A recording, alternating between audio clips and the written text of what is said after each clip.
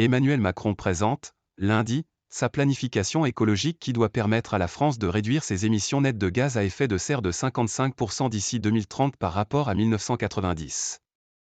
Les objectifs pour chaque secteur sont déjà connus, mais pas les moyens d'y parvenir. Voici une liste de mesures qui, si elles étaient appliquées, montreraient la réelle volonté du chef de l'État.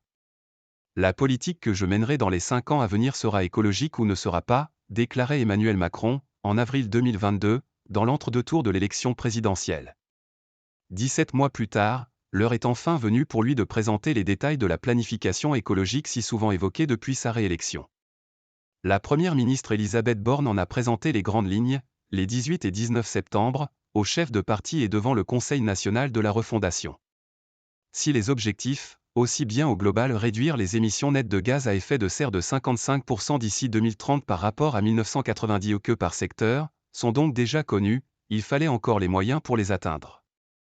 Or, se contenter de fixer des objectifs ne suffit pas. En 2022, la France n'a pas atteint ses objectifs climatiques ni énergétiques, voire infographie. Il convient donc de détailler la façon dont le gouvernement entend y parvenir. La présentation qui sera faite, lundi 25 septembre, par Emmanuel Macron est par conséquent très attendue. De cette planification écologique dépendra le respect des engagements climatiques de la France. On a pris beaucoup de retard, il est temps de changer de braquet dans tous les secteurs, sans laisser quiconque de côté, affirme Anne Bringot, directrice des programmes au réseau Action Climat, RAC. Voici une liste de mesures qui marqueraient une vraie transformation en matière de transition écologique. Instaurer des contraintes et des interdictions. Depuis qu'il est président, Emmanuel Macron a davantage privilégié la politique des petits pas en matière de transition écologique, donnant souvent l'impression de ne vouloir brusquer personne, de vouloir éviter ce qu'il appelle l'écologie punitive, et de parvenir à réduire les émissions de gaz à effet de serre de la France sans changer profondément nos modes de vie. Il faut qu'Emmanuel Macron entende la voix des Français qui sont prêts à faire la transition, affirme Anne Bringot. De nombreux acteurs économiques dont le cœur d'activité est contraire aux objectifs climatiques font tout pour freiner la transition. Le président doit parvenir à s'écarter de ces lobbies. Pour de nombreux spécialistes, la transition écologique ne pourra en effet se faire qu'avec une volonté politique forte, au prix de contraintes et d'interdictions. La bonne volonté des citoyens et des entreprises ne suffira pas, selon Anne Bringot. Un effort de sobriété doit par exemple être demandé à ceux qui consomment le plus. Pour cela, l'État devra inciter, voire contraindre, à un changement de nos modes de consommation. Modifier les modes de déplacement. Le transport est le secteur qui émet le plus de gaz à effet de serre en France. Il représentait à lui seul, en 2022, 32,2% de nos émissions.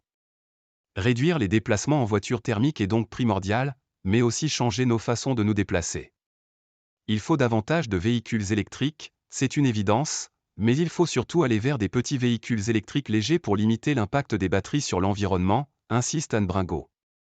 En ce sens, une mesure limitant le poids des véhicules serait la bienvenue. Le réseau Action Climat souligne par ailleurs que le nombre de voitures individuelles doit baisser. Il s'agit donc de promouvoir le covoiturage, mais aussi de développer considérablement les déplacements en train. Un important investissement dans le ferroviaire est donc attendu. À l'inverse, une taxation conséquente du transport aérien est particulièrement souhaitée. Définir un financement pluriannuel.